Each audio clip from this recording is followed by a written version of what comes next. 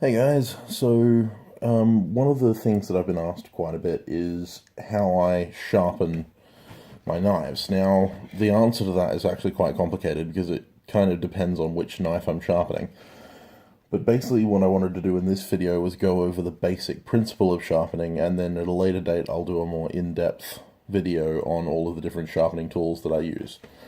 So basically what I've got in front of me is a multi-sided diamond hone, so a 1200 grit and a 600 grit stone. Bought this off eBay for like 30 bucks, really cheap, but it serves well for sharpening my kitchen knives and my chisels and stuff like that because I don't have to worry about washout. I tend to use Japanese waterstones for all of the knives that I sell. But anyway, I've got this Wusthof kitchen knife that needs a bit of repair.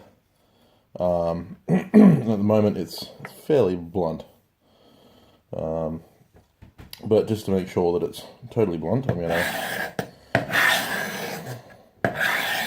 over the 600 grit, just completely kill that edge. There we go. So that's definitely blunt now, not going to cut me. Got a piece of paper here. Surprisingly, because I fixed the geometry on this, and this is actually a really good show of geometry, this is not sharp in any way. You know, I'm totally comfortable with, running it on my skin like that, but it'll still, if I pull it the right way, I can still slice paper with it. Isn't that interesting? So even though it's knowably blunt, and this is why when I say geometry is super important, this is one of the reasons, is because even a totally blunt object will cut really well with good geometry, whereas with bad geometry, if you have a blunt knife, it's not going to cut at all. Now, geometry is obviously the profile of the blade, how thin it is. When I got this knife, this is actually one of the knives that I have in my kitchen. It was actually quite obtuse at the edge, so what I did was thin it out with my Japanese waterstones. Thinned it quite far back, so that now it's nice and fine behind the edge. Makes a really nice slicing cutter, and obviously even when blunt, it still cuts stuff. So anyway, I've taken the edge off. Make sure. Now the first thing I do is lay the knife bevel flat on the stone near the heel, which is the rear part of the knife right here, and then I lift it up so that I can fit about a 10-cent piece. For Australians, a 10-cent piece. For Americans, a dime I think is the same thickness. But yeah, just a tiny fraction up. You want to be lower than what you think you need, because the natural inclination when you're sharpening is to roll your hand slightly like this on the stone. So the lower you are, then when you roll up, you're going to get a decent angle. If you start at this angle and you roll up, you're going to end up with an obtuse angle, which isn't going to create a very sharp edge. So about a 10-cent piece, 20-cent piece underneath the heel of the knife, and back and forth. So I do 10 full forward and back passes, and I check the edge. Now, you won't be able to see it in the lighting that I've got, but basically what I'm looking for is material removal along the edge. If you're having trouble with seeing it, what you can do is get a marker. I've got this little texture here, or you can use a Sharpie, and you just color in the edge a little bit. It's easier with black marker, but I can see this blue marker on the edge. You won't be able to see it in the camera. I wish I had a black marker at the moment, but I don't have one, so anyway, go back to it.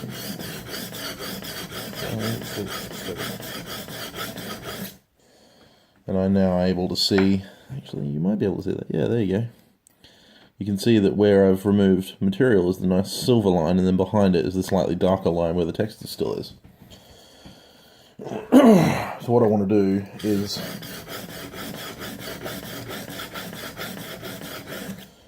push that all the way to the edge, and I want to do that until I can feel a burr on the opposite side, right? And so a burr is a wire edge, is an edge that's folded over. So you've sharpened this to the point that it's actually started to roll the edge over onto the other side. And the way you feel that is you put your thumb on the spine of the knife, and then you push your fingers away from the edge on the opposite side to where you were sharpening. And what you should feel is the edge kind of grabbing your fingerprints as you go past it. On a blunt knife, it'll just kind of slide over. Whereas on a burr, you'll feel it kind of, do a little bit of Morse code on your fingertips. Anyway, I haven't got a burr there yet.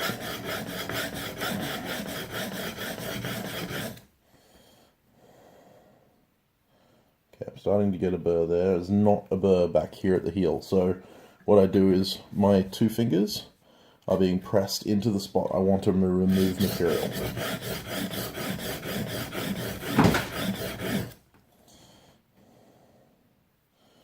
Good at burr now. Alright, so now I move up the blade. I'm pinching the neck of the blade, and I'm pushing into the stone with my two fingers.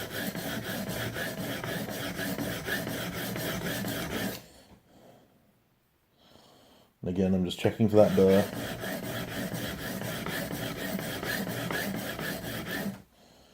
Checking for that burr, following it up.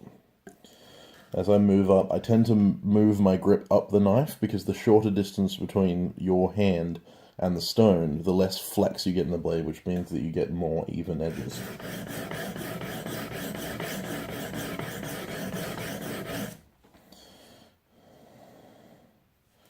Get the burr.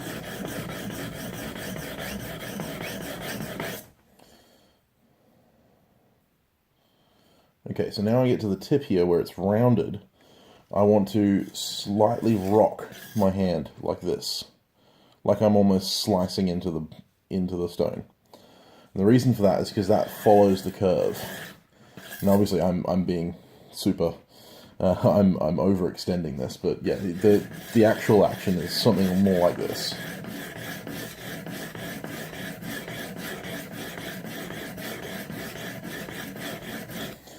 And I go with counts of 10 when I'm training people because it's easier to control. You know, you do your count of 10, 3, 4, and then you check. And the reason for that is because after a while you get to the point where you'll know how much you need to remove just by feeling the edge, just by knowing how blunt it is or how sharp it is. So once I've established that burr all the way down the edge, which I can feel I have done by feeling it, now what I want to do is flip over to the other side. Now, what you can do is work this way with the knife in your right hand still, with the edge facing now away from you, or you can flip it around and put it in your left hand and use your right hand to brace. Now this is normally how I do it because it's the most comfortable for me.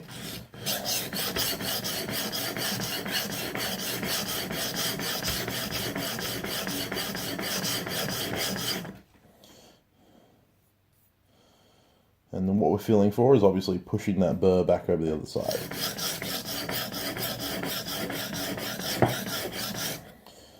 Now, one thing to remember is you're not pushing the knife with your fingers.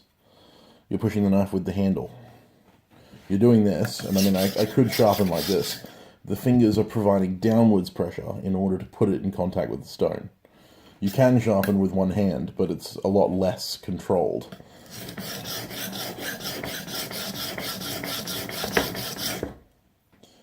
You want to try and keep as even an angle as possible.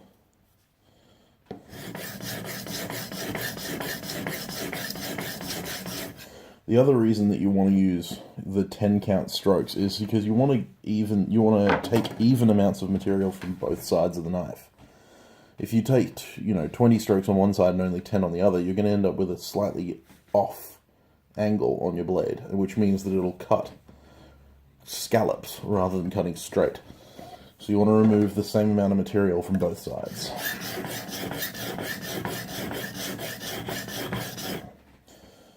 because the second side has already got a burr on it, the burr is going to be immediately pushed over the moment you touch the knife to the stone.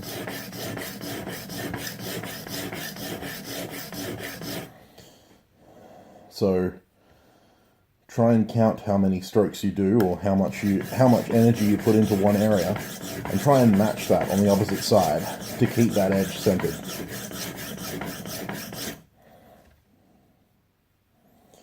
A lot of knives that I get sent for sharpening, I end up having to recenter the edges because they've been poorly sharpened in the past.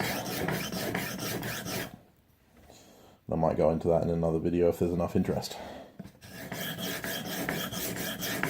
Starting to get to the tip.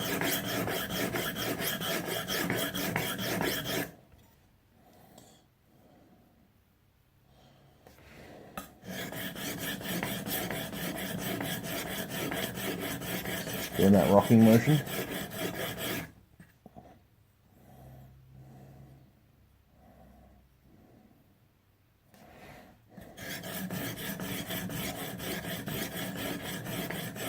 Normally I'd be quite choked up on the blade like this, but I kind of wanted to keep the knife in your view. So I do as I say, not as I do. Right, so I've pushed the burr back over. Now what I'm going to do is switch it back to my right hand, and I'm going to take from the tip, push all the way down the stone. I'm going to strop the stone from tip to heel. 3, 4, 5. Now in this case, when I'm stropping on the heavy grit, this is a 600 grit side of the stone, I tend to use my right hand. Tip to heel.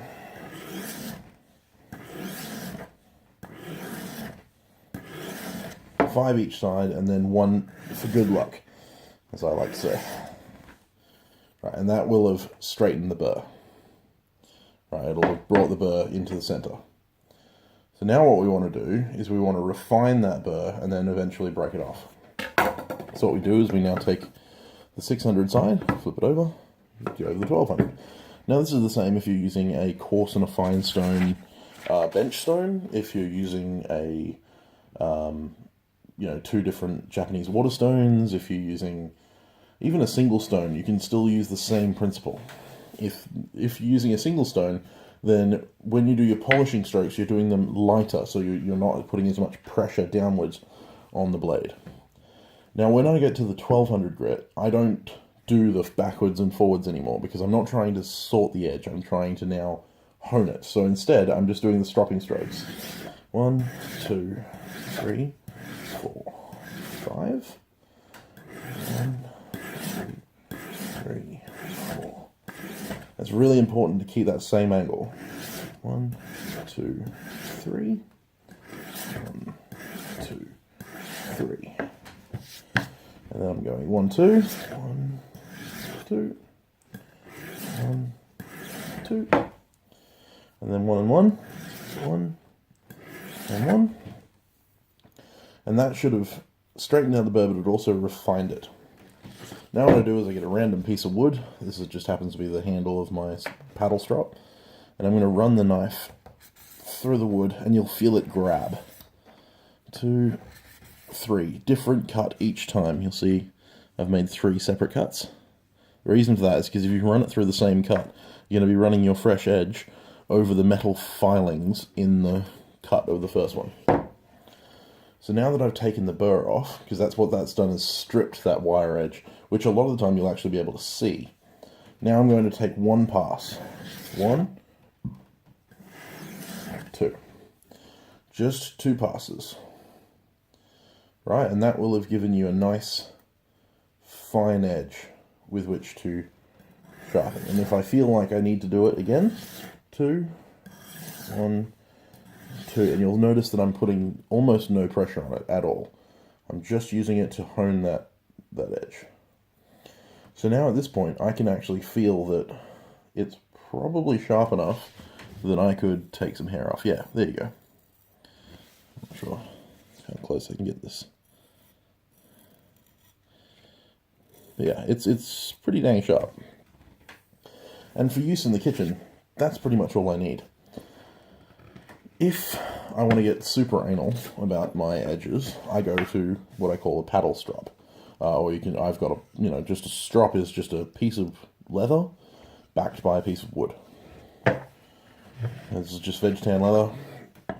And all I do is that same motion. Strop. Strop. Strop. Strop. Strop. 5. 1, 2, 3, 4, 5. 1. It's not locked in place. Normally, when I'm using my paddle strop, I'm using it one-handed, but 1, 2, 3. 1, 2. This is really annoying. 3. This is how the paddle strop's supposed to be used. I normally use this for my woodworking gear. I actually have another strop somewhere, but I can't find it at the moment. When you're using a strop, because the leather is deforming around the edge, right, it's rounding that edge out slightly. So you want to use slightly lower angle than when you were sharpening, because if you use the same sharpening angle, it'll actually round the edge out, and you'll actually lose your edge.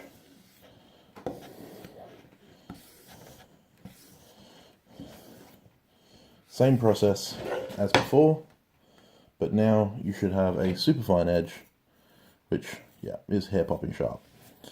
And go back to the paper that we were struggling to cut earlier, and now it's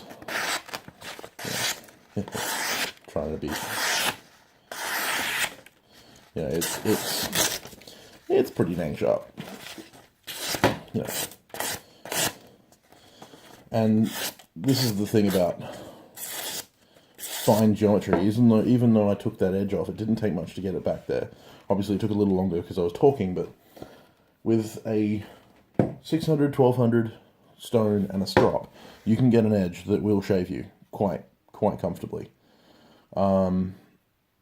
Yeah, so that's the basic principle. And as I said, you can do this with any sharpening medium. Whether you use, diamond stones, water stones, wet stones, oil stones, a piece of concrete and some cardboard. I've seen it done, I've done it myself. It's so easy to do if you just know the principle. Keep your angle, create your burr, push the burr back, then refine it, remove it, and polish it. I know it sounds complicated, and a lot of people have contacted me saying they have great difficulty in sharpening, but if you try and learn that principle, you'll be fine. Anyway, guys, I'll see you next week.